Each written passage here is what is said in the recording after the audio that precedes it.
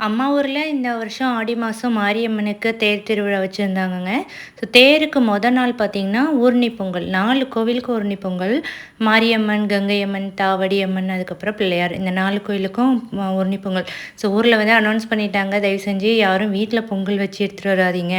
கோவில்ல வந்து வைங்க அப்படின்னு சொல்லிட்டு. ஸோ ஒவ்வொருத்தவங்களும் 4 பொங்கல் வந்து கோவில்ல வந்து வச்சு சாமிக்கு படைச்சாங்க. பொங்கல் கூடவே அம்மா கொண்டக்கடலை, மாவிளக்கு, எள்ளுருண்டை இது எல்லாமே செஞ்சு சாமிக்கு படைக்கிறதுக்காக ரெடி பண்ணியிருந்தாங்க. ஸோ ஒவ்வொரு கோயில்லையும் வந்து பொங்கல் வச்சு சாமிக்கு படைச்சிட்டு வந்தாச்சு. 15 வருஷம் கழிச்சு இந்த வருஷம் தாங்க தேர் போடுறாங்க. லக்கிலி நாங்கள் வந்து பார்க்குற மாதிரி எங்களுக்கு ஒரு வாய்ப்பு கிடைச்சிது. நாங்கள் டிக்கெட் புக் பண்ணும்போது எங்களுக்கு தேர்னே தெரியாது. ஊர்ணி பொங்கலுக்காக நிறைய பேர் வெளியூர்ல இருந்துலாம் வந்திருந்தாங்கங்க.